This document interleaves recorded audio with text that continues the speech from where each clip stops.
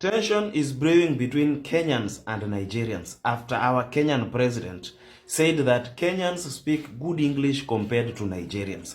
He went further and said, if you listen to a Nigerian speak English, you might need a translator. This is the only war we are going to support the president. So Kenyans, be very ready, sharpen. Breaking news. When a Nigerian is speaking English, you need a translator to understand exactly what they are saying. These are not my words. These are the words from the President of Kenya, William Ruto. The President of Kenya was praising Kenya's education in Italy, and he was saying that Kenya, they speak very good English, clearless, and is among the best in the world. The President of Kenya went ahead and gave an example comparing the Kenyan English with the Nigerian English, and let me tell you, everyone started laughing in the room. He stated that when a Nigerian man or woman is speaking, you need a translator to... So, according to William Ruto, the President of Kenya, you need a translator to understand Nigerians when they speak English. And for some Nigerians, that statement is an insult.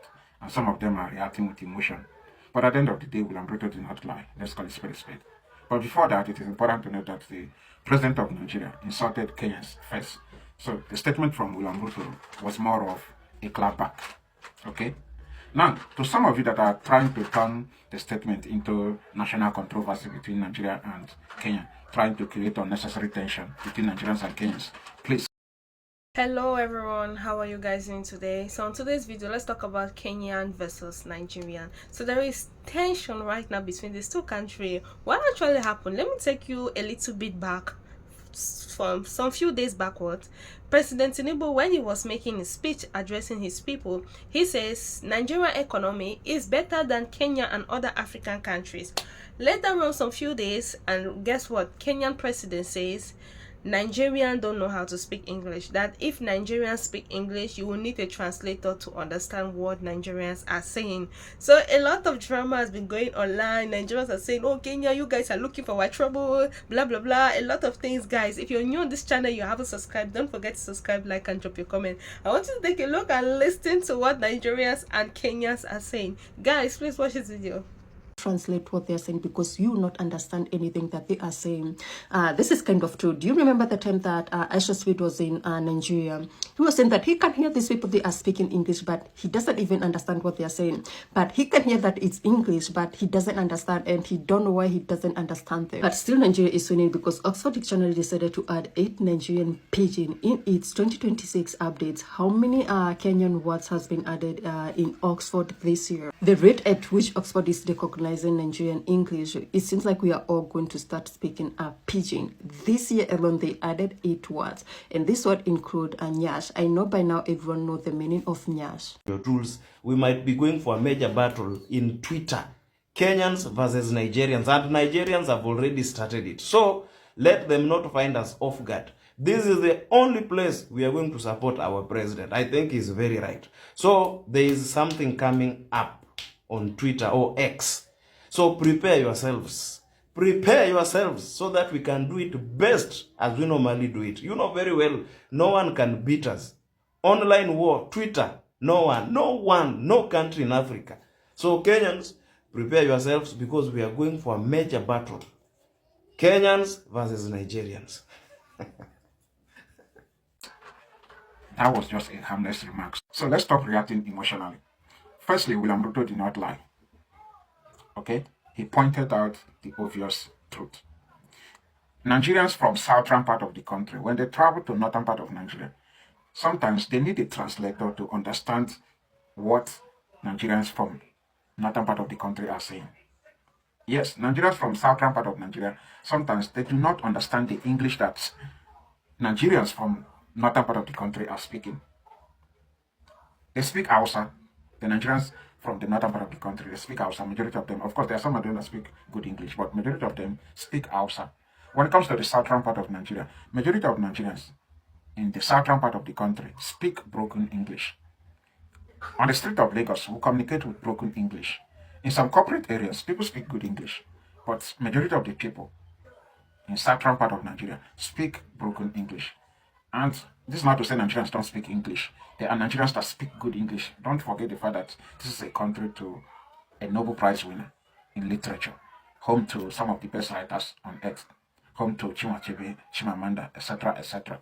So there are some Nigerians that can speak English to the call. But at the end of the day, when Kenyans speak, they speak proper English. Likewise, South Africans, Ugandans, Zimbabweans, when they speak good English. When Nigerians speak, they speak broken English. But some Nigerians do speak good English. And statistically speaking, Kenya is ahead of Nigeria when it comes to African countries that speak good English. There are about 10 African countries that speak good English. South Africa, Uganda, Zimbabwe, Kenya, Nigeria, Ghana, Namibia, Zambia, Botswana, Gambia. The list may not be in order, but it is important to know that the position can be interchangeable. Okay? But I digress. Now, it is sad that in 2026, Africans are debating over the colonial language, when Africans are supposed to be emancipating themselves from mental slavery. Because whether you agree with me or not, Africans are mentally enslaved. This is why Bob Marley stated it in one of his songs, that mental emancipation is the only way to liberate Africans, the black man. People don't debate over English language in China. People don't care about accent in India. But in Africa, we are busy debating over English language. Who speak better? It doesn't make sense. The slavery of the chain did wonders. But the slavery of the mind did worse. And most Africans today are suffering from the slavery of the mind. Psychological slavery is one of the greatest tools in psychological warfare. Emancipation is what we need. Not trying hard to prove to people that we can speak our colonial language when the world is moving on. Do you know why our women bleach their skin? Do you know why our women put on wig and abandon their natural hair? Do you know why our women go for cosmetic surgery, low self-esteem, created by the effect of psychological slavery? And we are bragging about English. It doesn't make sense. It doesn't make sense. Some Pan-Africans are advocating for the liberation of the black man, liberation of the continent of Africa, while some leaders are debating over English. Now, to some of you that constantly mock Nigerians when they speak, this is a country with over 500 indigenous languages. So when a Nigerian speaks, it's very easy to recognize his cultural background. This is why the Nigerian accent is distinct. It's difficult to find a non-Nigerian that will play a role of a Nigerian in Hollywood movies and speak like a Nigerian perfectly. If you're not a Nigerian, you cannot sound like a Nigerian. That is because our accent is unique, because of our diverse background. But somehow, some of you are ashamed of speaking English because of your accent. And some Igbos, they come online to say stuff like, you sound too Igbotic. BS. It is something to be proud of if you sound too Igbotic. Or if you sound too Yorubatic, if there's a word like that. It's something to be proud of, that when you speak, people can find out that, this is where you're from. People can easily recognize your cultural background when you speak. It is something to be proud of. But at the end of the day, I'm just saying, let's do better. And again, it is important to note that just because you can speak English does not mean that you are extremely smart. Just because you can put words together does not mean that you are intelligent. Okay? Language is expression. It is a communication tool. Alright? It is not a measure of intelligence. And it is important to note that the English language is a colonial language. It does not in any way, shape, or form dictate your intellectual capacity. So please, let's do better. Stop mocking people just because you can put words together. Some of the smartest people on earth today, they are from Asia, China, Singapore, Japan, Taiwan, Vietnam. People with highest IQ, they are from China, Japan, Singapore, Taiwan. They don't speak English that much. They don't take English serious.